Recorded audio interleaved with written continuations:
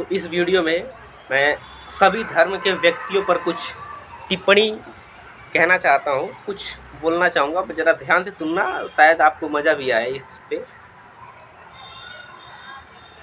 अरे अरे शुक्ला जी, आप दारू पी रहे हैं? सच में आप शुक्ला जी हैं ना? आप दारू पी रहे हैं? ऐसा भी होता है क्या? आप पी सकते हैं? और कुछ नॉनवेज में? अंडा? क्या बात कर रहे हैं? अंडा भी चलता है? ओहो, अरे अरे तिवारी जी, आप भी यहीं पर हैं क्या? अरे यार, आप लोग कथा कहते हैं ना, भगवत गीता भी पढ़ते हैं, रामायण भी पढ़ते हैं। अच्छा, तो आप ये जो ब्राह्मण हैं, आप जन्म से है या कर्म से हैं? तो सिर्फ ब्राह्मण कुल में जन्म ले लेना ही काफ़ी हो जाता है। हाँ, कर्म कुछ भी करते रहो, पाप नहीं लगता है। ओह, ऐसी बात है क्या? गजब यार।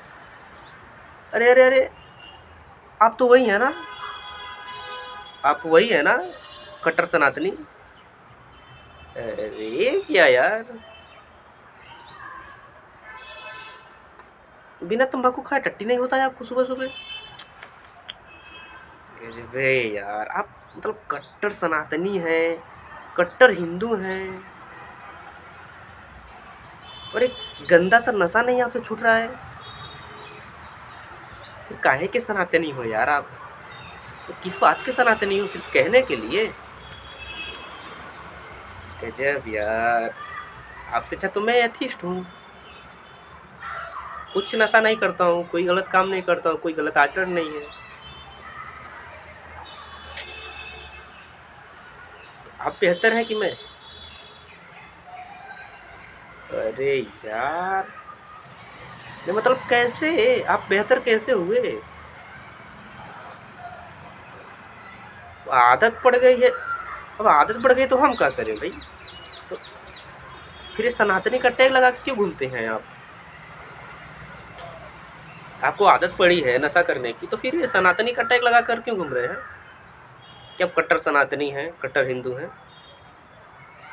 दोनों में से कोई एक करिए, या तो मस्त नशे में रहिए, बोल दीजिए हम भैया हमसे नहीं हो पाएगा, नशा नहीं छूटेगा, हम सनातनी नहीं बन सकते हैं।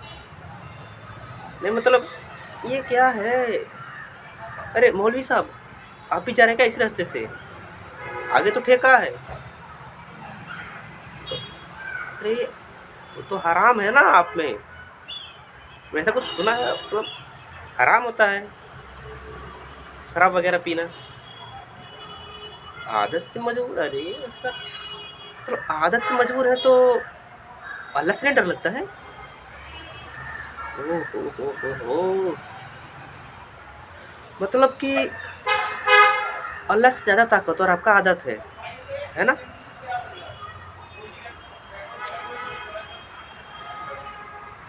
उसकी भी महिमा अपरंपार है। मतलब कैसे कैसे लोग हैं यार इस धरती पे।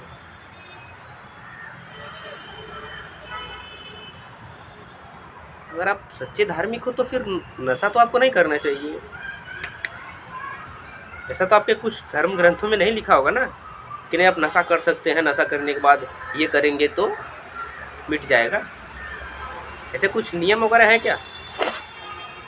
अगर कुछ ऐसे नियम वगैरह हैं, कहीं लिखा है कि हाँ आप नशा कर सकते हैं, फिर नशा करने के कुछ देर बाद आप ये करेंगे जब सुबह में, तो कल जो शाम को आप नशा किए थे वो ख़त्म हो जाएगा। ऐसा कुछ है क्या? किसी भी धर्म के रिलीजन में ऐसा कुछ है तो बताओ, फिर मैं वो धर्म ज्वाइन कर लेता हूँ। नहीं, जिसमें ऐसा कुछ लिखा हो कि हाँ आप बिंदास नशा कर सकते हैं, कुछ भी खा पी सकते हैं, मस्त मौज कर सकते हैं जब आपका मन करे, फिर आप सुबह उठकर नहाकर अच्छे से पूजा पाठ करके आप पाक हो सकते हैं, शुद्ध हो जाएंगे। ऐसा कुछ है, कहीं लिखा है? नहीं लिखा है,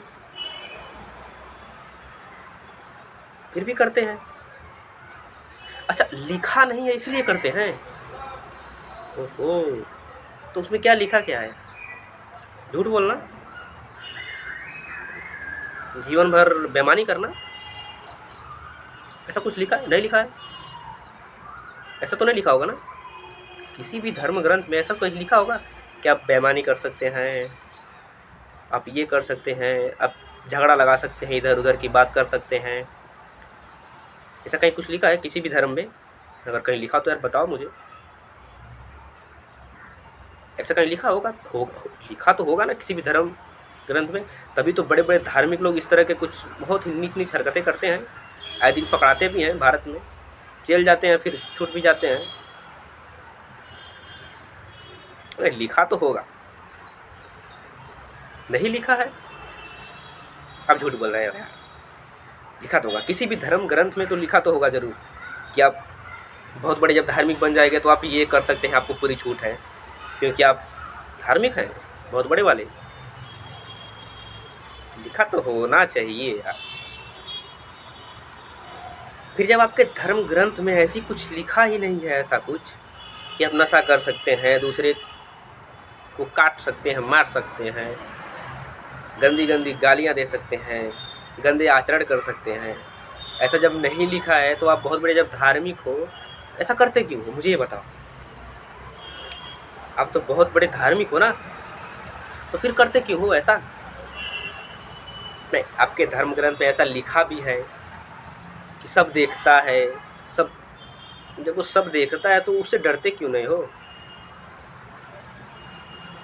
मानने का अर्थ ही यही होता है कि डरो, लेकिन तुम सब मानने का ढोंग करते हो। हाँ, इस बात से पता, अगर तुम डरते नहीं हो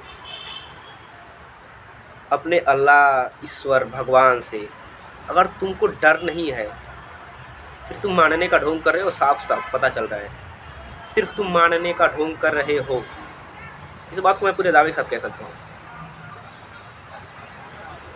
क्योंकि अगर मानते हो कि वो है जो भी तुम्हारा है, धार्मिक भगवान, अल्लाह, ईश्वर, गॉड, जीसस, यीशु, जो भी है, और ये भी पता है तुम्हारे ग्रंथों में ही लिखा हुआ है, सब देखता है, वो सबके कर्मों का हिसाब करता है, तो फिर डरते क्यों नहीं हो? गंदे गंदे आचरण क्यों करते हो? महिलाओं को गलत नज़र से क्यों देखते हो? जब कहीं घूमने जाते हो किसी घूमने वाली जगह पर, तो महिलाओं को क्यों घूरते हो गंदी नज़रों से? तुम तो बहुत बड़े वो धार्मिक हो ना भाई, मानने वाले हो ना अपने अल्लाह भगवान को, अपने ईश्वर को। जब मानते हो और ये भी जानते हो कि वो सब देखता है, फिर डरते क्यों नहीं हो? मैं तो बड़ा हैरान हूँ यही सब सोच सोच के यार। मैं हैरान हो जाता हूँ कभी ऐसे बैठता हूँ, फिर सोचता हूँ कि ये बड़े बड़े जो धार्मिक लोग हैं, मतलब कहते हैं कि वो सब देखता है, और फिर जब उनके बारे में पता करता हूँ तो पता चलता है कि ये तो बहुत से कांड करके बैठे हुए हैं। मतलब ये सिर्फ मानने का ढोंग कर रहे हैं। मैं सही हूँ, सब सिर्फ मानने का ढोंग करते हैं। क्योंकि अगर जितने भी धार्मिक लोग हैं बड़े बड़े, सभी धर्मों के मैं बोल रहा हूँ, सभी धर्मों में जितने भी बड़े बड़े धार्मिक लोग हैं, वो जेल नहीं जाते अपने गलत कर्मों की वजह से। अब देखो ना, कितनी ताज्जुब की बात है। तुम कहते हो अपने धर्म के अनुसार कि वो सब देखता है, ऊपर वाला सबका कर्मों का हिसाब करता है, लेकिन वो कब करता है तो नहीं पता। लेकिन हाँ, संविधान एक ऐसी किताब है कि वो देखता तो नहीं है जब तुम करते हो, लेकिन जब बाद में उसको पता चलता है ना कि तुमने ये हरकतें की है, तो वो तुम्हारे कर्मों का हिसाब करके तुमको सज़ा ज़रूर सुनाता है। तुम्हारे कर्मों के हिसाब से तुमको सज़ा प्रोवाइड वो करता है। ऊपर वाले का तो पता नहीं, लेकिन ये जो संविधान है ना, इसे जब तुम्हारे कर्मों के बारे में पता चलती है ना, इसे जब तुम्हारे कर्मों के बारे में पता चलता है, तो ये बराबर तुम्हारा हिसाब करता है और तुम्हारे कर्मों के आधार पर तुमको सज़ा भी देता है। लेकिन ऊपर वाले का तो पता नहीं मुझे, मैंने तो आज तक कभी देखा नहीं। क्योंकि जितने भी बड़े धार्मिक हैं, सभी धर्मों के मैं बोल रहा हूँ, किसी कोई एक लोग इसको पर्सनली मत लेना, ठीक है? मैं सभी धर्मों के लिए बोल रहा हूँ ये बात। ऊपर वाला कभी हिसाब नहीं करता है, मैंने नहीं देखा है आज तक। मैंने इतिहास भी बहुत झांकने की कोशिश की, इतिहास में पता करने की, तो ऐसा मुझे कुछ मिला नहीं। और जितना भी मैंने पाया, तो संविधान से देखा मैंने कि हाँ, इसके ज़रिए इनको इनके कर्मों की वजह से सज़ा मिली है, इतने सज़ा मिली है और ये सज़ा मिली है। तो कर्म तुम कुछ भी करो वो तो तुम्हारा हिसाब कभी नहीं करेगा, लेकिन हाँ, अगर कुछ ऐसे कर्म कर रहे हो जो संविधान के खिलाफ है, संविधान के अगेंस्ट अगर तुम कोई कर्म कर रहे हो और अगर जिस दिन तुम संविधान की नज़र में आ गए तो तुम्हारे ऊपर कार्रवाई ज़रूर होगी और तुम्हारे पूरे कर्मों का हिसाब होगा। फिर जब एक बार नज़र पड़ेगी संविधान की तुम्हारे कर्मों पर, तब वो तुम्हारे आगे पीछे जब से तुम पकड़ाओगे ना, जब से तुम नज़र में आओगे, उसके बाद से उसके पीछे तक की जितने भी तुम्हारे कर्म हैं सबका हिसाब करेगा संविधान और उसके बाद तुमको वो सज़ा देगा। ठीक है, फिर वो निर्णय लेगा कि तुमको क्या सज़ा देनी है।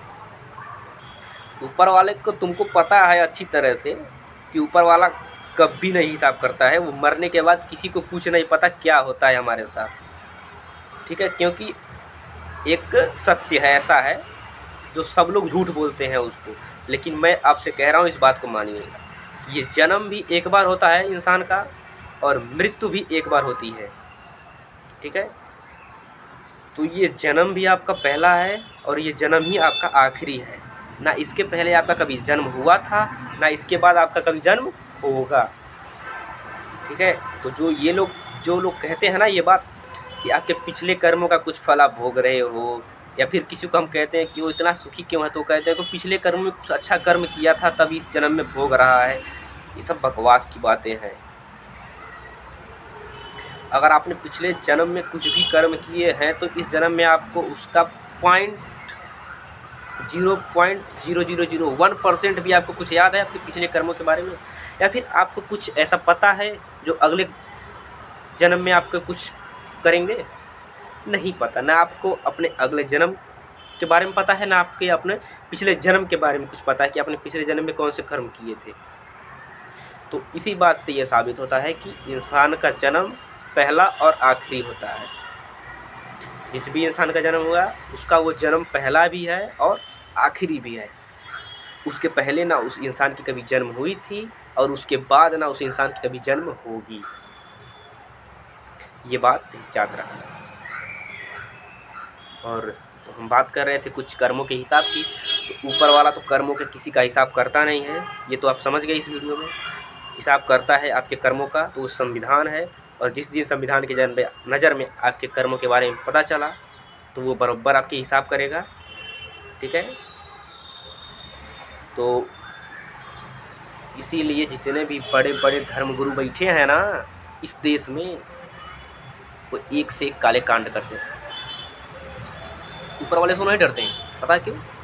क्योंकि उनको पता है ऊपर कोई नहीं है। ऊपर अंतरिक्ष पूरा खाली है, ब्रह्मांड शून्य है। ऊपर कोई देवता, कोई भगवान, कोई अल्लाह, कोई यीशु, कोई ईसा मसीह, कोई जीसस, कोई नहीं बैठा है ऊपर पृथ्वी के बाहर।